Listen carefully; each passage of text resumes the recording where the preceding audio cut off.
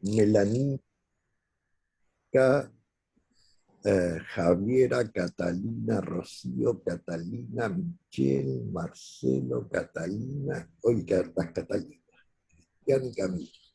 Bueno, eh, vamos a, vamos a recordar un elemento, ¿no es cierto? Que, a ver si al fondo se ve, no, para acá, siempre se me enreda la cámara. Eh, Donde dice las cuatro causas aristotélicas, ¿no? El sentido de la poiesis, en un sentido muy amplio, como modo del pensar griego, de un pensar hacer, ¿no es cierto? Volver a recordar que en la antigüedad, y cuando digo la antigüedad estoy hablando de la época clásica, ¿no es cierto?, del pensamiento heleno, eh, Platón, Aristóteles fundamentalmente, y con posterioridad durante toda la metafísica medieval, que es el modo de pensar, ¿cierto?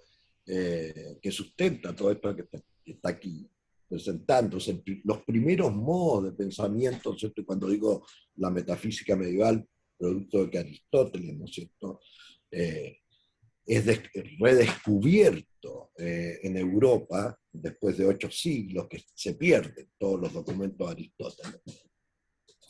Eh, Cuando se recupera esa visión, aparece el concepto, ¿no es cierto?, importante dentro de muchos que son expresados en el libro, se llama la metafísica de Aristóteles.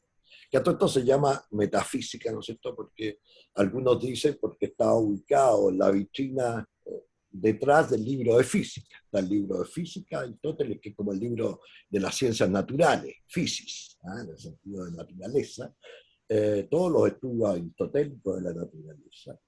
Y detrás de ese, más allá del de física, estaba este que se llamó el de metafísica. De ahí dicen algunos el nombre que se instala, pero hay que entender hoy día la metafísica, ¿no es cierto?, también como un más allá, como aquello que no es lo material propiamente tal. Y ahí hay otra discusión que le corresponde más al problema de la epistemología, pero para efectos nuestros, en esos libros, ¿no es cierto?, entre física y metafísica, entonces les va a aparecer una cantidad de conceptos que ordenan todo lo que estamos y lo que tratamos, ¿no es cierto?, de aquí de discutir acerca del concepto de técnica, ¿no es cierto?, y tecnología.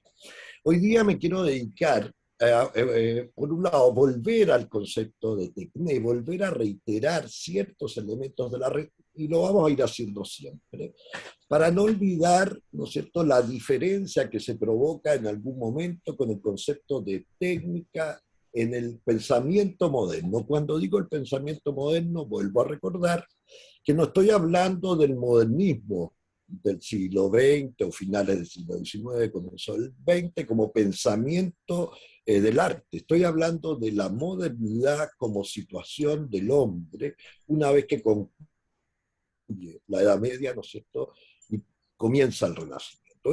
Desde ese momento en adelante, lo que llamamos la modernidad, cuando el hombre se redescubre a sí mismo, ¿no es cierto?, y comienza un pensamiento nuevo.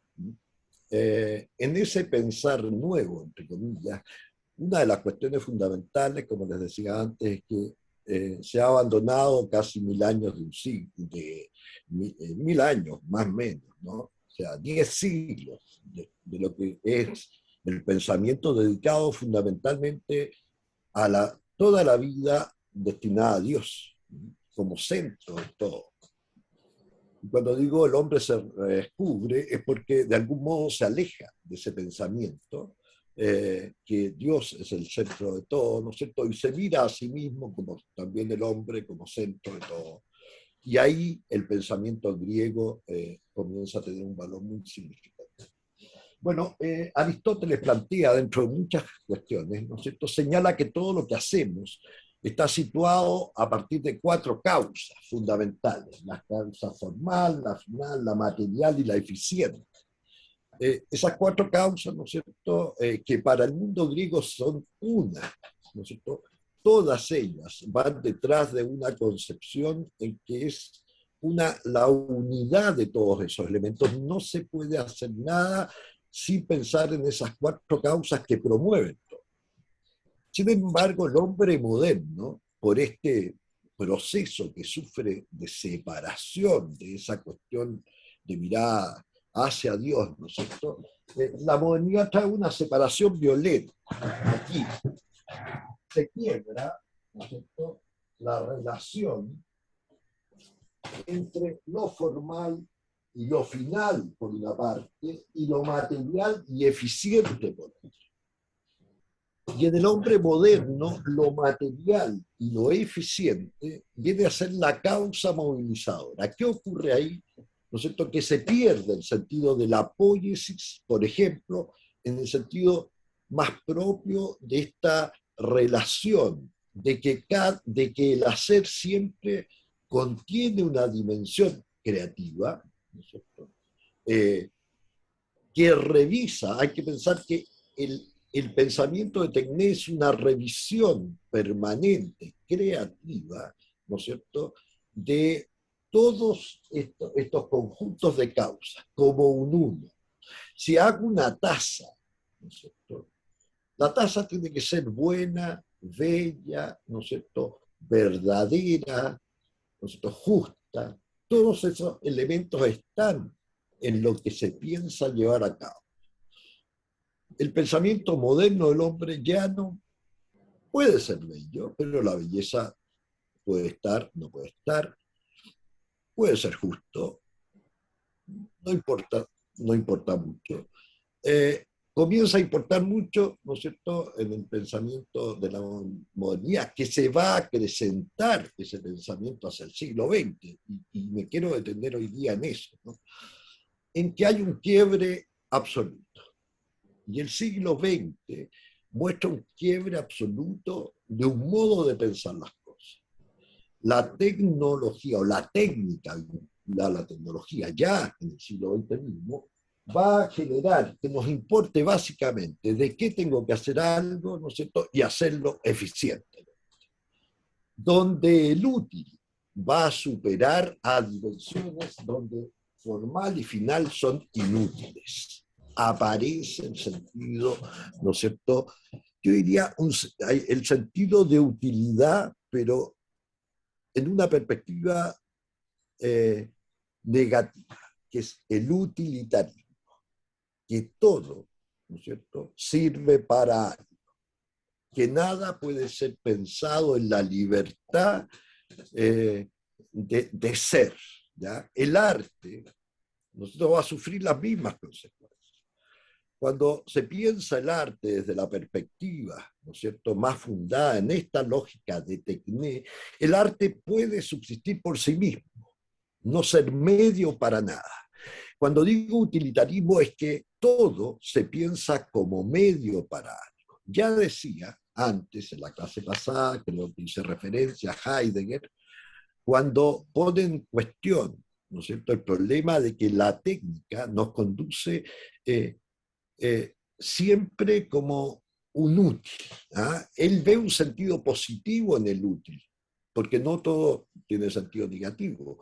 El útil en cuanto a proximidad con las cosas, en cuanto el hombre en relación con ese útil. Pero cuando pasamos al utilitarismo, ¿no es cierto?, es que todo debe ser útil, es un absoluto. De alguna manera, ¿no es cierto?, la sociedad de consumo que ya se genera desde 1850 en adelante, con la segunda revolución industrial es muy fuerte, digamos, eso, hablamos hoy día de sociedad de consumo, porque ya es una hiper sociedad de consumo, pero eso se da después de la revolución industrial, ¿no es cierto?, segunda revolución, donde el concepto de producir es producir bienes de consumo, multiplicar la producción de bienes de consumo. Bueno, hoy día vivimos una sociedad fundada en la multiplicación de bienes de consumo, ¿no?, todo lo que hacemos. Y nosotros, ¿y por qué me detengo en este punto? Porque de algún modo como diseñadores somos los grandes responsables de una parte de esta tarea. Y por eso hoy día la clase tiene, y seguramente en algún momento va a tener un sentido ético llevado a un extremo. ¿ya?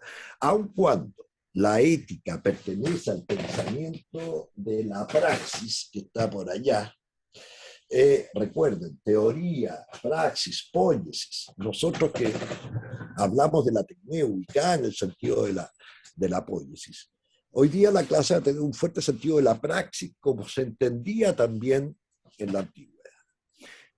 La teoría, que era el pensamiento más alto, después vamos a discutir aquello, ¿no? Ese es un problema que nos dejaron los griegos, hacer el supuesto. Diría, nos dejó más bien Platón y Aristóteles, son los culpables de esto, no todos los griegos. Nos dejaron el problema de pensar que la teoría es el más alto grado del pensamiento. Acuérdense que la teoría, además, tiene una gracia, que no sirve para nada.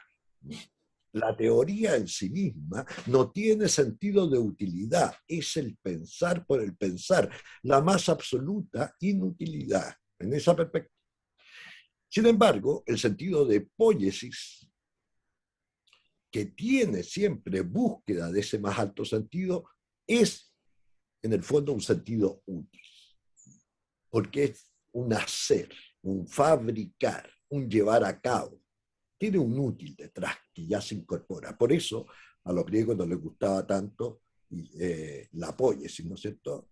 Aun cuando es un modo de buscar el conocimiento, pero por sobre todo les gustaba la teoría, ¿no es cierto? No nos olvidemos lo que decía, que era, el que trabajaba no era libre. Por eso la teoría es para el hombre libre. Eh, y la otra dimensión del pensar es la praxis, que básicamente los griegos la separaban entre varias cosas, pero las dos fundamentales, la ética, ¿no es cierto? El cómo ser mejor. Fíjense que la ética también contiene mucho de tecné, ¿no? Acuérdense que la tecné atraviesa todas las formas del pensar. Eh, la ética y la política. La política va a ser clave y hoy día vamos a tratar algo de eso. La política es parte de ese sentido de la praxis. La praxis es ese llevar a cabo, que no tiene que ver con la transformación al modo de la poiesis, que hace cosas, por eso. La praxis para el griego es la polis, el poder hacer, cuando digo política lo digo en el sentido griego, de polis, de gobierno de la polis. ¿Ya? Una de las más altas condiciones para lo que un griego se forma. Bueno, ¿qué tiene que ver con lo que vamos a hablar hoy día y lo que les voy a mostrar? Los diseñadores estamos siempre dispuestos en una sociedad, no somos ajenos a ella. Y hoy día les quiero traer una autora que se las nombré la semana pasada, ¿no es cierto? Que se llama Hannah Arendt. ¿Ah? Les dije que había sido discípula de Heidegger y que le toca, ella es judía, y le toca todo el momento, ¿no es cierto?, de la Europa pre-Segunda Guerra Mundial y con posterioridad después a la guerra. Entonces quiero hablarles un poco de ese mundo que está ocurriendo a partir de esta autora, sin antes, ¿no es cierto?, tocar el aspecto que quiebra también a propósito del acabo de mundo, el final de mundo, ¿no es cierto?, que quiebra un mundo, el mundo de la razón. ¿Eh? Venimos desde los griegos asumiendo que el más alto estado del hombre es la razón. Eso es lo que lleva, el pensar humano es lo más alto posible. Y mientras más razonamos, se supone que vamos a ser más buenos, bellos y verdaderos en el pensamiento. ¿Ah? Nos aproximamos de mejor modo a nuestra humanidad. Sin embargo, hay un hecho, ¿no es cierto?, que acontece ya antes de la Segunda Guerra Mundial y durante la Segunda Guerra Mundial. Es un hecho que quiebra, ¿no es cierto?, lo que hasta ese momento se llamaba el racionalismo. ¿No? Esto que es producto también de este abandono de Dios por la elección del hombre, ¿no es cierto?, que comienza en la modernidad. Estamos, acuérdense, 1500 y fracción, y estamos ahora en el 1930, más o menos, donde empiezan estos acontecimientos que van a durar hasta el final de la Segunda Guerra en 1945 y durarán después, digamos, en unos años más en la búsqueda de los culpables de uno de los eventos que son un acabo del mundo, ¿no? Lo que llamamos el Holocausto judío. Eh, ¿Por qué señalo esto? Porque el Holocausto judío va a transformar, ¿no es cierto?, mucho del modo de pensar. Esa razón que todos buscaban, que la Revolución Francesa, ¿no es cierto?, tanto enarbola como el fin de una década, ¿no es cierto?, el pensamiento religioso y la implicancia del pensamiento religioso en la constitución de los reyes, en este nuevo modo que la Revolución Francesa atrae al hombre, en las ciencias, ¿no es cierto?, que acompañan ese pensar. Y ahí está la razón ilumina. ¿Ya? La ilustración es la iluminación de la razón. Todo ese pensamiento se cae precisamente por la pura razón. Veamos el video, el primer video, Isidora, veamos el de los campos. Les traigo videos muy cortitos, ustedes pueden buscar solo para ilustrar una situación específica. ¿Este es el de Hannah Arendt o el otro? No, este es el de la fábrica de la muerte, sí. Ya, Pero la lo ve, fábrica. ¿se ve? ¿Se ve? Veamos si se Sí. escucha. Se ve ya, súper.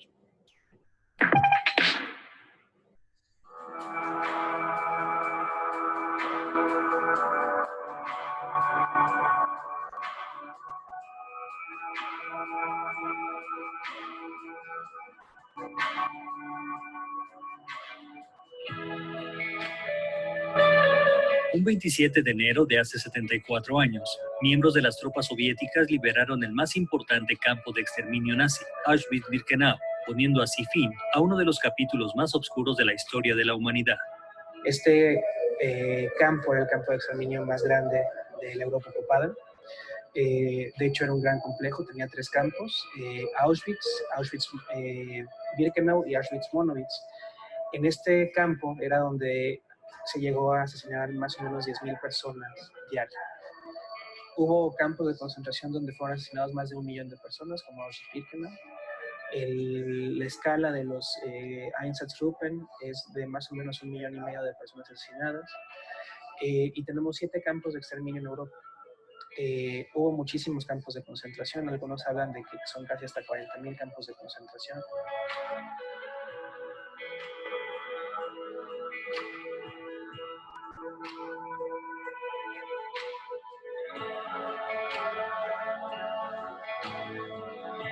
La pregunta que es la pregunta más difícil de responder, ¿no? ¿Por qué? Porque no sabemos qué fue lo que lo ocasionó bien a bien. O sea, no hay una correlación directa. Se puede pensar que fue el antisemitismo de siglos de Europa y otras regiones decantada en un odio ya asesino y masificado. Se puede pensar que fue la crisis económica de Europa, pero particularmente de Alemania, después del 29. Se puede pensar que fue el Tratado de Versalles y cómo eso dañó de alguna manera a la población alemana. Se puede pensar que fueron los discursos nacionalistas y la construcción del enemigo de parte de Adolf Hitler y el partido nazi. Hay muchas formas de pensar que esto sucedió, pero también entonces hay que pensar hacia adelante, porque incluso la maldad de Hitler sola no hubiera bastado para que esto ocurriera, ¿no? También tuvo que ver la indiferencia de los vecinos, tuvo que ver que la gente no levantó la voz cuando había que levantarla. Sí, o sea, hay una concatenación de hechos que nos llevan a pensar en explicaciones, pero nunca pude responder perfectamente esa pregunta.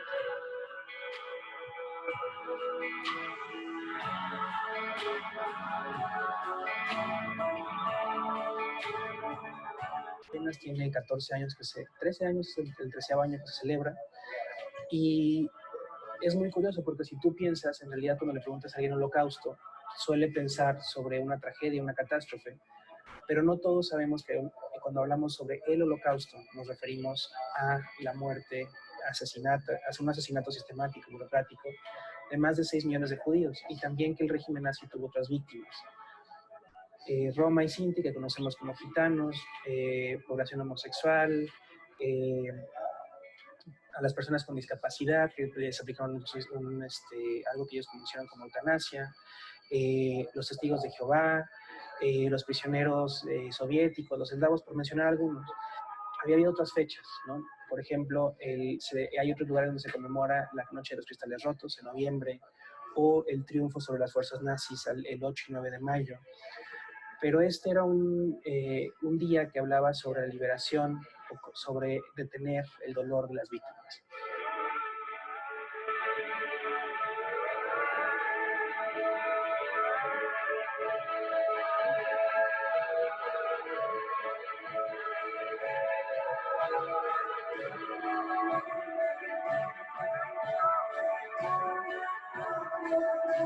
Lo que marca esta fecha es para hacernos pensar y recordar que hubo un momento en el cual la destrucción del ser humano y su indiferencia fueron tales que no nos importó el otro. Lo que tenemos que hacer más bien es educar para prevenir, ¿no? Educar en inclusión, educar en respeto, educar en humanidad, educar en esas cuestiones que nos hacen ser más humanos. ¿A qué me refiero con ello? La humanidad como un valor, el saber que el otro me importa, también protege a la humanidad como género.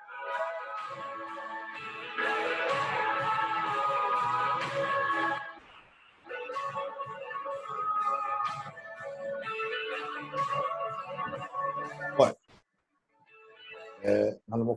a lo mejor es muy temprano para comenzar el día con estas imágenes, pero claramente se nos olvidan cosas de esta naturaleza. El hombre olvida, es su condición, digamos, intrínseca, más aún cuando vive experiencias traumáticas de la naturaleza que acá se vive. El problema de esta es, como lo decía antes, ¿por qué decía la razón? Y el título del video es muy importante, y no quisiera hacer las imágenes, ¿no es cierto?, de cómo sucedía, pues lo tengo muy estudiado desde los 12 o 13 años que leía esta materia. Porque me gustaba el nazismo, ¿no? Había dibujado a Hitler en mi pieza, lo había hecho en greda, digamos, me gustaban las botas, cómo se vestían los alemanes, y la mamá, como buena profesora, digamos, me regaló un libro que se llamaba Treblinka, que era un campo de concentración, ¿no? Y ahí entendí un poquito más allá de las formas, ¿no es cierto?, lo que estaba detrás de esos uniformes impecables, ¿no? Y que además fueron diseñados muy bien, hay que decirlo, ¿no? Todos los trajes alemanes fueron diseñados por grandes modistas, modistas, digamos, de la época.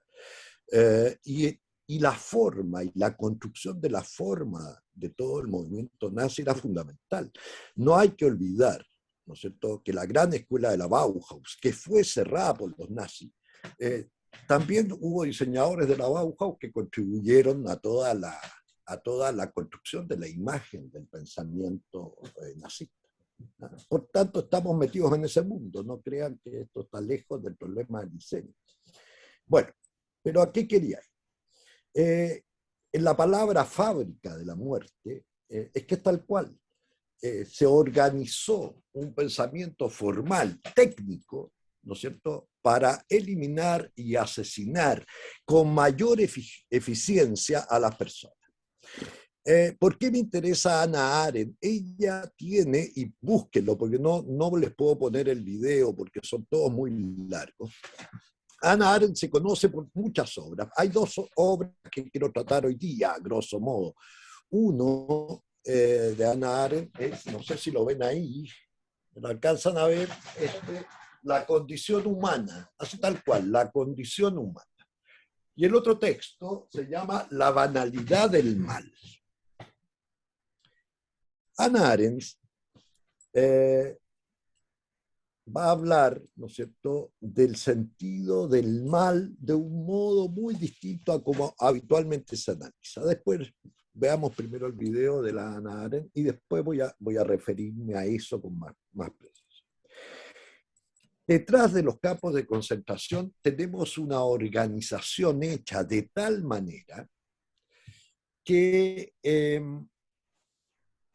todo el pensar racional del hombre quiere ser y llegar a la máxima eficiencia. Piensen que los los campos de concentración no existen desde el 39 en adelante, que es el momento que inicia la guerra. Los campos de concentración comienzan al momento que los nazis asumen el poder el año 33. O sea, van a ser alrededor de 12 o 13 años de existencia de campos de concentración en la Alemania nazi, que se van perfeccionando para mejorar básicamente el cómo matar. Se inventan vehículos, camiones, ¿no es cierto?, para que al subir a los presos al interior, que ya el video decía, no son solo judíos, hay judíos, gitanos, ¿no es cierto? Por supuesto, todos los soviéticos detenidos en la guerra. Se inventa un camión, y varios camiones, en donde los sacaban a pasear durante 20 o 30 minutos, ¿no es cierto?, y los asesinaban con el monóxido de carbono producido por el propio camión, un tubo en una cámara cerrada y los sacaban a pasear. El problema, ¿no es cierto?, es que lograban asesinar a muy poquitos. Entonces tienen que inventar un procedimiento donde puedan asesinar a más gente y más rápido. Entonces se construyen fábricas, ¿no es cierto?, grandes galpones absolutamente cerrados, donde por supuesto siempre hay un tren que trae a toda esta gente, donde hay un oficial que separa los que van a vivir y los que van a morir. Habitualmente los que van a morir son los ancianos, ¿no es cierto?, los enfermos, los incapacitados físicamente, los niños, ¿no? En su gran mayoría esos son los que pasan directo a una cámara de gas, que es lo mismo que tratan de hacer, ¿no es cierto?, en el camión, donde los matan con monóxido. En la cámara de gas los van a asesinar con algún gas utilizado habitualmente como insecticida. Un insecticida utilizado para matar ratas, digamos, aquí se gasifica y se utiliza para asesinar promedio. Entraban a esa sala 500, 600 personas y un camión podía traer 5.000 o 6.000 personas, y esto iba ocurriendo en el día, ¿no? Después son tomados esos cuerpos, trasladados y se ingresan a un crematorio, ¿no es cierto?, donde están todo el día funcionando los hornos y quemando cuerpos, sin antes un procedimiento que es muy importante, para que vean el nivel de barbaridad al que llegamos, porque nosotros podríamos llegar a lo mismo. Antes de cremar, ¿no es cierto?, todos estos cuerpos pasan por ¿dónde? Ahí se mostraban imágenes cuando están vivos, antes ya, por lo menos en una parte del proceso cuando están vivos. Se les quitan todos los bienes, se retiran las maletas, se seleccionan los zapatos, se selecciona la ropa, ¿no es cierto?, todo lo que sea, por supuesto, la búsqueda de dinero, joyas, etc. Cuando están vivos todavía se les corta el pelo, y ustedes dirán, para que estén más aseados. No, se les corta el pelo porque el pelo va a ser posteriormente vendido. ¿Con qué se rellenaban los colchones en Europa de esos años? Con pelo de judíos, cabello de judíos. ¿Con qué se rellenaban, ¿no es cierto?, los asientos de los trenes, de los coches? Con cabello de judío. Ahí tienen el sentido de utilidad, la enfermedad del útil. Posteriormente, una vez ya muertos, ¿no es cierto?, se procedía a sacar todas las tapaduras de oro, que eran muy utilizadas en esa época, a cortar los dedos para sacar los anillos, es que no se podían sacar. En fin, no voy a seguir porque... pero es necesario entender a qué niveles llega el hombre cuando piensa en este más alto estado de la pura razón. Por eso la crisis. Ahí se acaba un mundo. Se acaba el mundo del absoluto sentido de la razón. Porque todo esto era muy razonable. Si lo piensan bien, era razonable y eficientemente razonable. Bueno, hasta ahí para que escuchemos un ratito a la Hannah Arendt, porque yo tiendo a enojarme con este tema, pero es necesario ponerlo en el contexto de la responsabilidad que tenemos.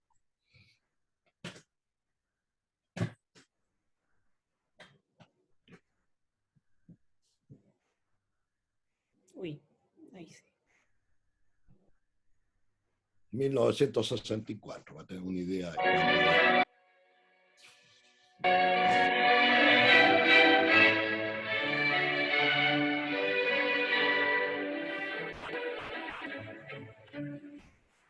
Hannah Arendt, Sie sind die erste Frau, die in dieser Reihe porträtiert werden soll.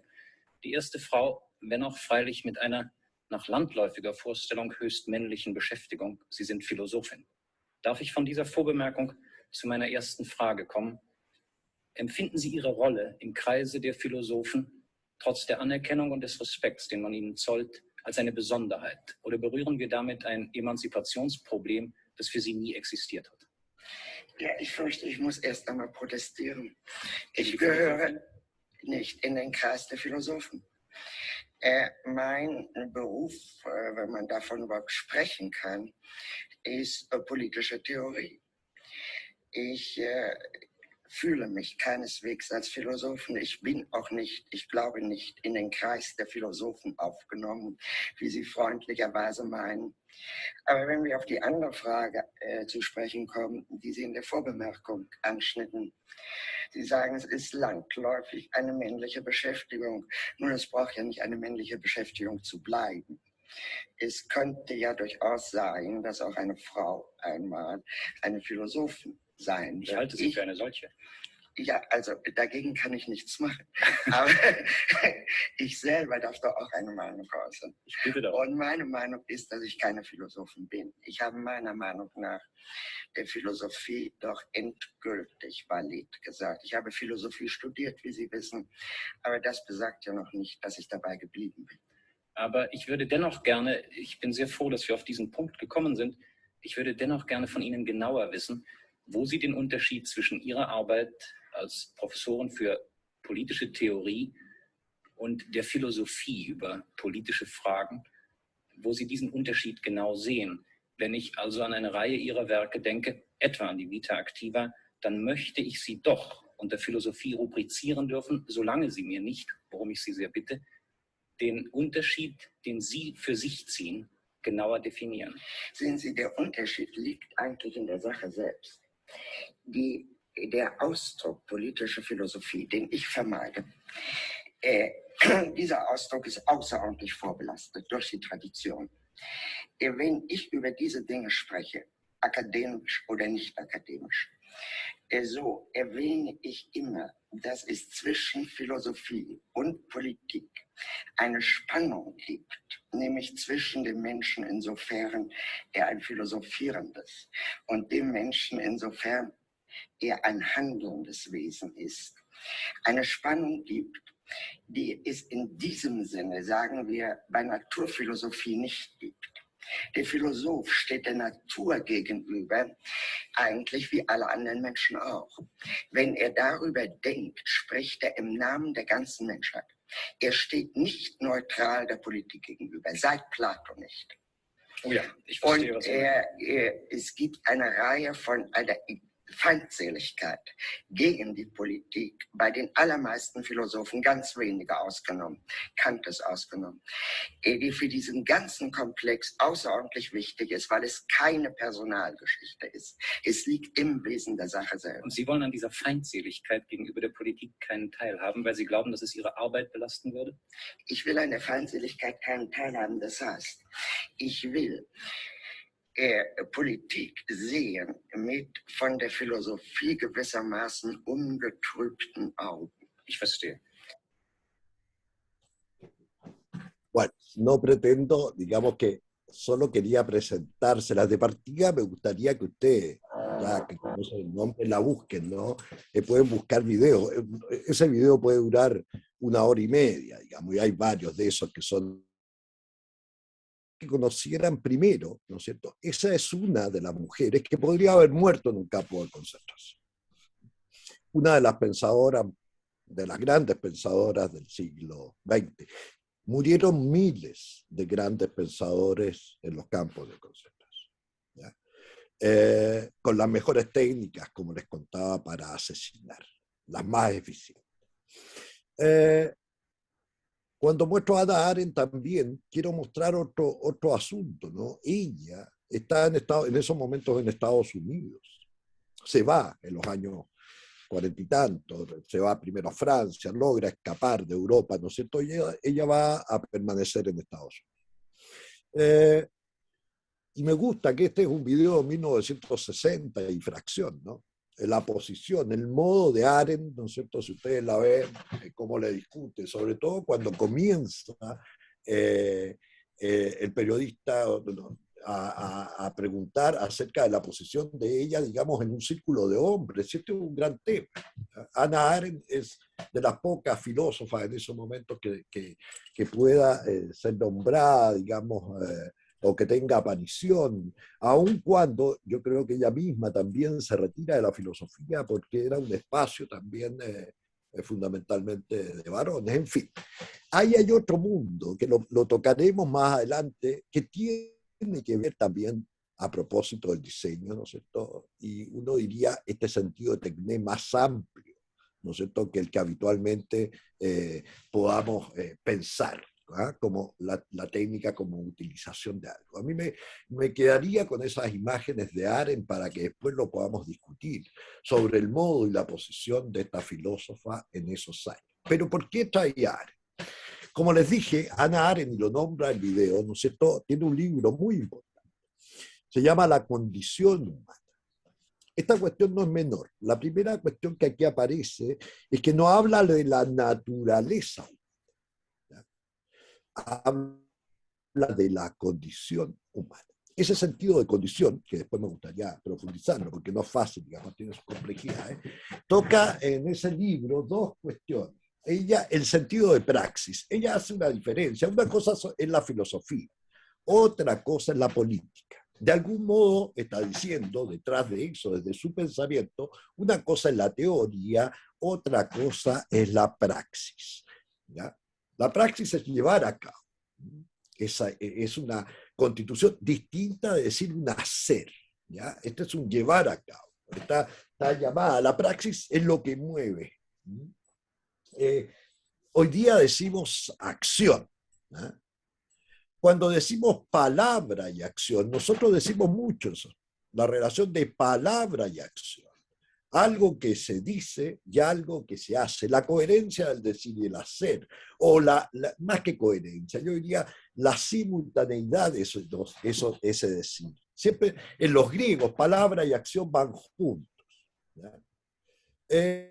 El mundo separa hoy día, ¿no es cierto?, la palabra y la acción. Es más, la palabra ya no es necesaria para la acción. Tiene que ver con esto también, ¿ah? Tiene que ver con esas cuatro causas. Pero fuertemente, el sentido de praxis es el actuar. Detrás de la praxis está el concepto que habitualmente usamos tanto, el acto, ¿ah? Es un actuar. Ahora, es un actuar en el decir de Hannah Arendt en la polis, en el sentido más griego, en la ciudad política, ¿no es cierto? ¿Qué es lo político? Que está definido ya mucho antes. Bueno, lo político es la acción, pero es la acción con un otro, ¿no? Es la vida, lo político es la vida gregaria, la vida comunitaria. Hoy día decimos político y le damos sentido de una posición, de un partido, de una ideología, pero la polis, el sentido político, ¿no es cierto?, es lo que mueve el actuar de todo griego. Nosotros, ¿no es cierto?, diseñadores en el mundo, ¿cuál es nuestra polis? Sería la pregunta, ¿no? O lo que hacemos está desligado de la polis. ¿Qué sentido polis, qué sentido político, en ese sentido de polis, tiene lo que hacemos, ¿no?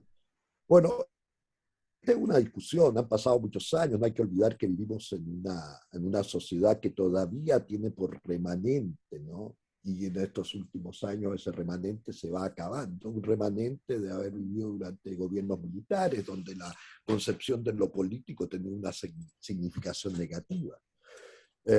Ya vivimos, uno dice, 20 años en democracia, sí, pero las generaciones permanecen. Yo soy ejemplo de esas generaciones que vivieron ese quiebre en el país, que no fue un holocausto, pero se vivieron experiencias equivalentes en algunos casos, digamos, a lo mejor no con el dramatismo que vemos en esas imágenes, pero finalmente vivimos un quiebre donde se cometieron asesinatos de carácter político y sobre todo acciones de un Estado en persecución política. Bueno, pero ese mundo, ¿qué tiene que ver con el diseño?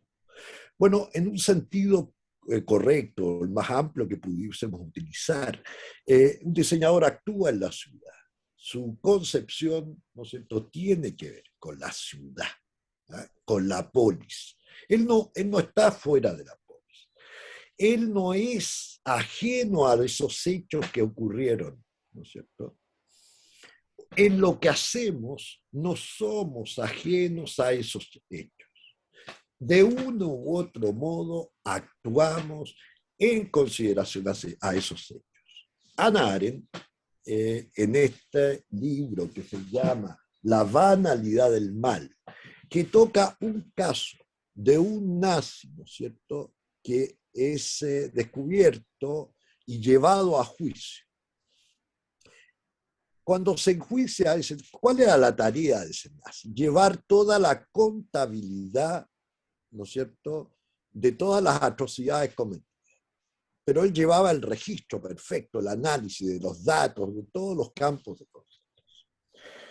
Hannah Arendt descubre, ¿no es cierto?, que el mal, ¿no es cierto?, lo dice de un modo que no le gusta además a los judíos en ese momento. Ella dice, mira, ese personaje que se está juzgando podría ser cualquiera de nosotros. Era un hombre común y corriente. No era alguien de la élite, no tenía una gran preparación, no era un teórico, ¿no es cierto? Él dice una sola cosa, y busquen por favor, por ahí están los videos, el caso se me olvida, el nombre del alemán se me olvida. Le preguntan por qué, si tiene algún remordimiento de lo que hizo. Él dice que no tiene remordimiento, al contrario, que él hizo bien su trabajo, que habría tenido remordimiento si él hubiese hecho mal su trabajo. Para él, ¿no es cierto?, toda la concepción del mal estaba solamente fundamentado en el sentido de función, ¿no es cierto?, y utilidad de su labor. Él lo hizo bien. Es complejo esto porque, insisto, desde la perspectiva de Arendt, el mal no es una cosa extraordinaria, compleja, o se requiere a alguien, un personaje terriblemente malvado, ¿no? Una persona común y corriente es lo que expresa ese sentido de banalidad del mal, ¿no? Es banal. ¿Qué es lo que ocurre? Que como esa persona, todo un pueblo, toda una nación, ¿no es cierto?, actuó, no todos, pero un porcentaje significativo, actuaron en esa banalidad, ¿no?, como sin interés. Está pasando. Una era esa actitud, el nihilista, ¿no? Está por allá, fuera de él. Otra actitud, ¿no es cierto?, es el que se cree a pie juntilla el dogma y actúa en función de ese dogma, hay que matar a todos los judíos porque sí. Y otro, este personaje que es un funcionario, ¿no es cierto?, y que está en este contexto y que actúa tratando de hacer muy bien su trabajo, sin darse cuenta, finalmente, que su trabajo es un mal. De ahí, banalmente mal. Banal. Bueno, quiero detenerme ahora en el concepto de trabajo que aparece en el texto de Hannah Arendt, La condición humana. Hannah Arendt hace una primera separación, a ella le gusta diferenciar dos cosas. Primero, hace una separación entre lo que llamaríamos técnica y praxis. Y ella dice una cosa, dice muchas, perdón, pero yo voy a referirme a una. Ella dice, oye, estamos en un momento en que la técnica, por su nivel de desarrollo, ¿no es cierto?, es la que decide, ¿no? Pareciera que lo técnico es lo que decide qué se debe hacer. Un ejemplo claro, ¿no es cierto?, es de este pensamiento técnico, ¿no es cierto?, en que dice que hay que asesinar, cómo debe asesinar, y eso es lo que hay que hacer. Sin embargo, dice ella, el problema no está en lo técnico. El problema está en algo anterior a lo técnico. Y lo anterior es la praxis. Y ella lo ve desde la perspectiva de lo político. La determinación política, ¿no es cierto? Es decir, la determinación de actuar es la determinación que puede frenar a ese modo de comprensión que unifica entre praxis y esa técnica, ¿no es cierto?, que lleva a un sinsentido. Es más complejo que lo que señalo, pero sería muy interesante al que le interese en términos del problema ético de la relación. Ella no lo trata desde la ética, pero lo dice desde la relación, ¿no es cierto?, política, técnica. Ahí hay después le voy a dar otros autores si que alguien entra en esa complejidad. Pero existe entonces una relación de lo político y lo ético y el problema, perdón, de lo técnico, y el problema de qué va antes, qué determina que algo sea de un cierto modo u otro, ¿no? Aquí sería o lo técnico o lo político, y entendido lo político como la acción que toma decisiones para el bien común de las personas en una sociedad. Y después, ¿no es cierto?, todo esto en el sentido del problema de relación técnica, y aquí no es técnica, aquí hay un problema de la técnica moderna, ¿no? La técnica moderna se ha separado de la comprensión del bien, del bonus, de la belleza, se separó, se fue solita, empieza a arrancarse. ¿Qué es lo que la frena? Y el otro concepto que ella hace como distinción, y me interesa que ustedes lo recojan, es el problema de la relación labor-trabajo. Suele ocurrir que hablemos en un sentido amplio del trabajo y que a todo lo denominamos trabajo, ¿no? Ella va a hacer una diferencia. Yo no sé si recuerdan, en la clase pasada hablamos del concepto opus, obra, en la Edad Media, y yo dije la palabra ergón asociada a obra sin ser obra. Ergón es trabajo, ¿ya? Trabajo en el sentido de que se requiere una acción, ¿no es cierto?, que cambie o que provoque algo. El trabajo está metido en la palabra tecné, ese sentido de ergón está dentro de la tecné, porque la tecné requiere un trabajo. Y por eso, y por ello, llega a obra, porque la obra solo es fruto de algún trabajo. No hay obra sin fruto de trabajo. ¿Y por qué quiero ir a la separación que hace Arendt entre labor y trabajo? Ella señala, ¿no es cierto?, en el concepto de vida activa, ¿ya?, o praxis. Esa vida activa ya romana. Vida activa que se contrapone ¿a qué? A vida contemplativa. Acuérdense, teoría, el más alto modo de pensar está relacionado con la vida contemplativa. Cuando en la escuela hablamos de la contemplación, estamos hablando de esa relación, de una vida del pensar en sí mismo, como más alto está. Cuando hablamos de vida activa, ¿no es cierto?, estamos hablando de la acción, ¿ya?, que tiene detrás el para qué de la acción. Bueno, aquí viene una diferencia muy importante, entonces, entre lo que entendemos por labor o trabajo. ¿Qué dice Arendt que es la labor? ¿Qué distinción hace? Oye, la labor, ¿no es cierto?, es aquello que se vincula más bien a nuestra naturaleza, a nuestra condición de seres que requieren mantener ciertas actividades, ¿no es cierto?, para vivir, ¿ya? Algunos dirían para sobrevivir, pero no, para vivir. Alimentarse, ¿no es cierto?, vestirse, eso no es trabajo, eso es labor. ¿Qué es lo que Arendt señala que es trabajo? Y aquí ella se pone muy griega. Dice, todo aquello que va a generar algún permítame la palabra por un segundo, bien que perdure. Es decir, y ella dice, ¿por qué hace esta diferencia? Y es muy importante para nuestros días.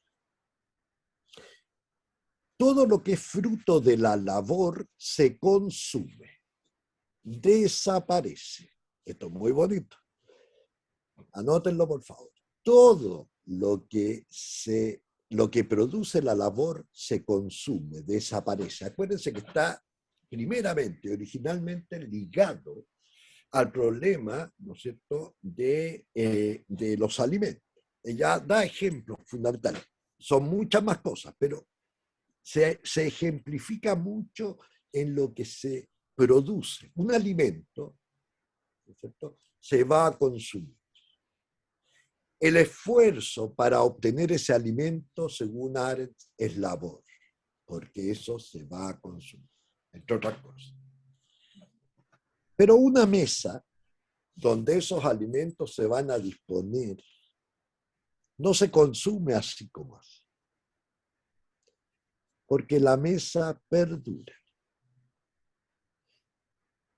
Ese perdurar tiene que ver con esta dimensión de las cosas generadas por el trabajo. Para Arendt hay una diferencia también entre la ubicación de la labor y el trabajo. La labor se ubica en el mundo de la naturaleza. El trabajo en el mundo, perdón, el trabajo construye mundo. Mientras la labor es de la naturaleza, en el estrato de la naturaleza, el trabajo estaría en el estrato del mundo. ¿Qué está diciendo Arendt? Que mundo, esa palabra que tenemos y que queremos tratar, mundo es todo lo creado por el hombre. Es una creación humana, fruto de un trabajo. En cambio, este hombre que se alimenta, ¿no es cierto?, que vive la necesidad de sus cosas básicas, ¿no es cierto?, vive en un modo de acción que es la labor y no en el trabajo. Es una primera. Pero ¿a dónde va todo esto? ¿Qué pasa? Porque ella lo empieza a vivir. ¿Qué pasa con la sociedad de consumo? La sociedad de consumo trabaja para producir bienes perdurables o en el fondo se consume así. Aquí ya está Arturo Chicano reflexionando y no nada. Que esto es muy sutil, pero tiene que ver con las técnicas. Porque por un lado, la tecné permite, ¿no es cierto?, llegar a esa concepción del trabajo, al sentido del bonus del trabajo, el bien, es decir, que construye perdurabilidad. El trabajo es un bien que permite lo perdurable. Pero esta sociedad que olvida el sentido del trabajo, pareciera, estaría meramente en un sentido de labor. La sociedad que produce bienes de consumo para consumirlos, para que sean consumidos, no genera trabajo, genera pura labor. Porque todo se acaba consumiendo y nada termina quedando. Está bonita esa relación. ¿Por qué? Porque vivimos esa sociedad en que todo lo consumimos.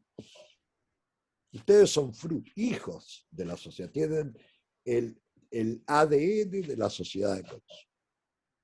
Yo soy de lo último, acuérdense del siglo pasado, aunque todavía no me toca del todo. Ustedes nacieron con eso, no se lo pueden sacar de eso. Cuando van a tomar un café, piden un café cortado, no pueden. Piden verla y tienen que empezar a comparar si es leche de almendra, si es leche traída de Pakistán, de la India, de dónde, ¿no? Eso es parte del ofrecimiento del mundo para ser consumido, el modo de pensar con las posibilidades para consumir. Bueno, estoy agregándole cosas que Hannah Arendt no dice, ahí como dije, me partí yo, digamos, en el análisis. Bueno, pero ¿qué me interesa? Hannah Arendt, ¿no es cierto?, que por un lado nos hace esta distinción de esa sociedad, ¿no es cierto?, que se consume, distinta a la sociedad que trabaja, que provoca algún bien que perdura, distinto también, ¿no es cierto?, a ese modo de pensar donde la técnica se apodera, ¿no es cierto?, en parte del pensamiento. En el caso del mundo nazista es claro que un modo de pensar la política, y por eso ella se lo pregunta, que es el modo de la praxis el que lleva a esta crisis, ¿no? Pero ¿dónde? La pregunta es, bueno, ¿de qué modo esa relación técnica-política? Si ya la técnica llegó a un extremo tal, ya lo decía Heidegger, ¿no es cierto?, el riesgo de la técnica, Yaren va a decir, bueno, veamos si el mundo de lo político, ¿no es cierto?, lo político con un sentido amplio, puede conducir a lo técnico. Pero ella está viendo el fracaso de ese mundo político que no condujo a lo técnico, ni por el contrario. Ella es fruto, es hija de ese periodo de la historia en donde fracasa esa dimensión, ¿no es cierto? Y lo político finalmente termina llevando al mundo o la ideologización, ¿no es cierto? Bueno, a ver, hasta ahí alguna pregunta. Yo sé que en estas cosas, si no me preguntan, no puedo avanzar mucho. Vamos en la mitad, ¿dónde vamos? Y nos quedan 15 minutos, un poquito menos. ¿Y cómo? Tan poquito. Sí. Ya, entonces, hasta ahí voy a llegar yo esta vez. Espero que por lo menos se vayan con el conocimiento de una, ¿no es cierto?, de una filósofa muy importante, ya tienen el nombre, tienen 2 obras que a lo mejor pueden buscar, si es que es de interés, digamos, por supuesto, pero mi tarea es mostrarles ese ámbito, dejar abierto además esta cuestión de la diseño y política, y la dejo a usted, colega, para que vea en estos últimos momentos si podemos tocar algo de la... Ya. Sí, es bien breve, en verdad, lo que yo quería decirles sobre... Espérenme. Estoy abriendo la lista de las presentaciones.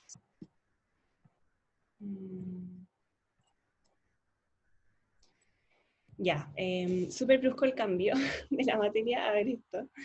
Pero me interesa... Ya, no me tenemos... interesa... Sí, no tenemos mucho tiempo, pero bueno, nos interesa que vayan acá escribiendo el título del estudio que cada uno va a desarrollar, ya sea individual o en pareja, para que Arturo también pueda preparar las clases de acuerdo a los temas de interés de cada uno, ¿ya? Recordarles 2 cosas. Bueno, esa era la primera.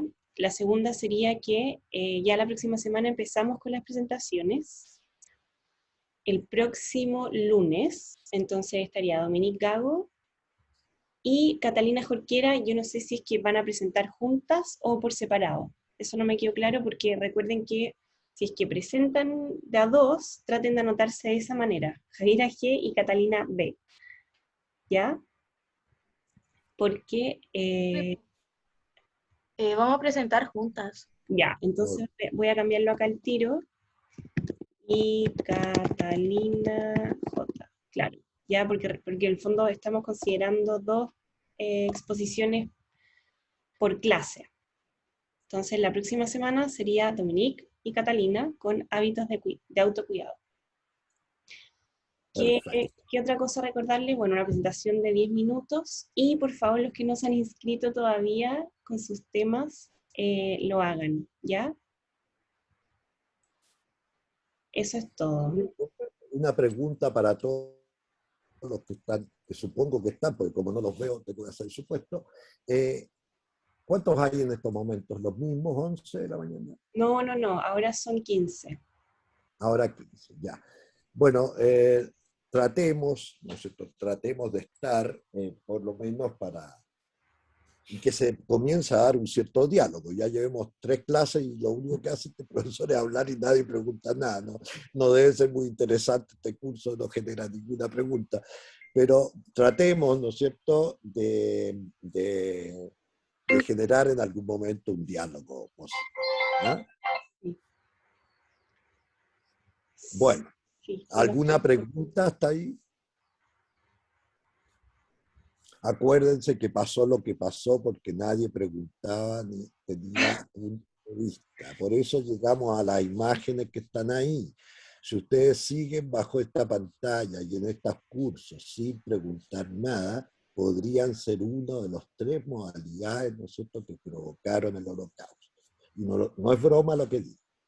Cuando el profesor dice lo que dice y un alumno no tiene nada que decir, se provoca, ¿no es cierto?, lo que le vivieron los nazis. Sí, por eso pasan esas cosas.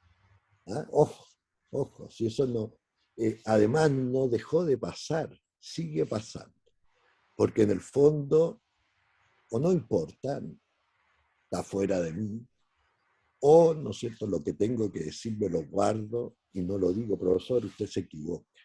Y eso tiene que ocurrir, eso es universidad y en ese sentido, solo de ese modo es posible cuidarse de las atrocidades del mundo. Así que el ejercicio de esta clase es un ejercicio también, a propósito de la próxima clase, de cuidado de sí. Nos vamos a entretener mucho en ese sentido a propósito de lo que es cuidarse. ¿No? Va a ser muy interesante. Bueno, queridos míos, si no hay preguntas, Tenemos una duda. ¿qué duda?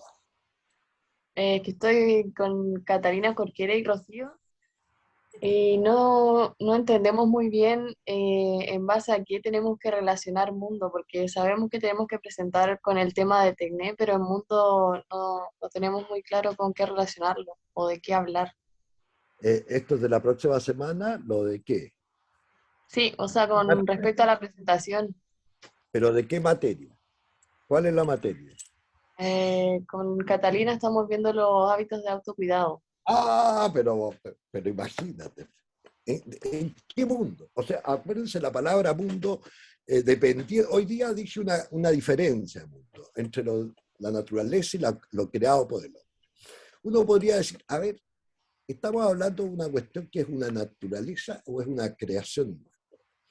El sentido y cuidado, ¿no es cierto?, del que vamos a hablar, es una creación humana.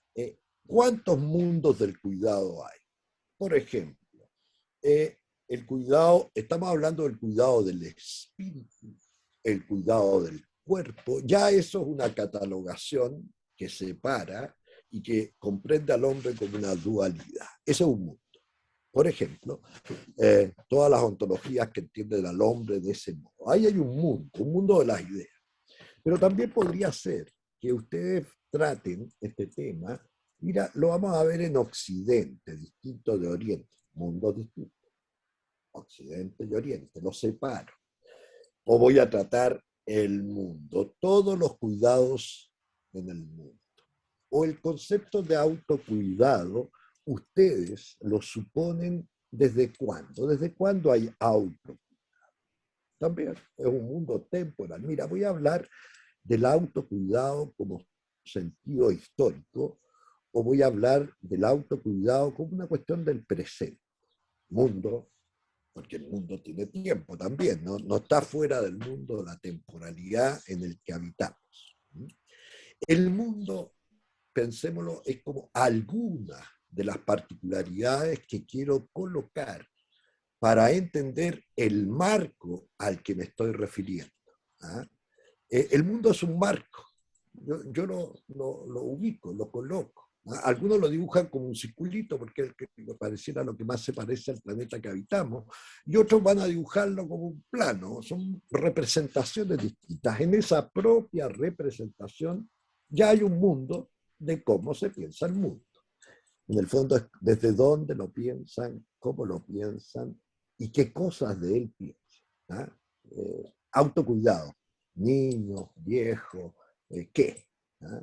Autocuidado físico, mental, ¿qué? Autocuidado en la educación. A ver, ya, en los colegios, en las universidades, ¿dónde? Esto tiene mucho que ver también con la investigación, ¿no? Cómo establecemos un marco, una referencia de cuál es el campo que voy a estudiar.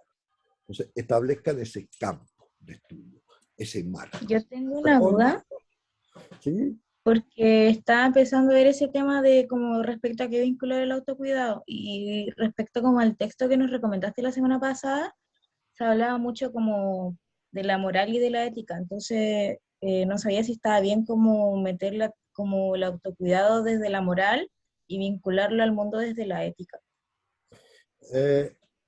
O sea, me parece muy bien que incorporen los conceptos de moral y ética. Después hay que definirlo, porque depende del autor, digamos, y de lo que ustedes vayan investigando, cómo se relacionan, ¿no? La definición moral y ética, que a veces se hacen diferencias y a veces se consiguen como lo mismo. Pero sí, me parece muy interesante si lo tocan desde ahí. ¿Ah? Piensen en lo que vimos hoy día, toca la ética. O sea, claramente toca la actitud moral o ética, dependiendo de dónde nos detengamos, de dónde nos paremos para hacer el análisis. Claramente toca ese mundo. Sería muy bonito que alguien pudiese entrar en esa materia. Creo que ahí también está lleno del concepto de tecné que queremos tratar. Así que muy bien, muy bien. Gracias. Ya. Nada más, ya podemos dejar de grabar, a lo mejor algunos se atreven.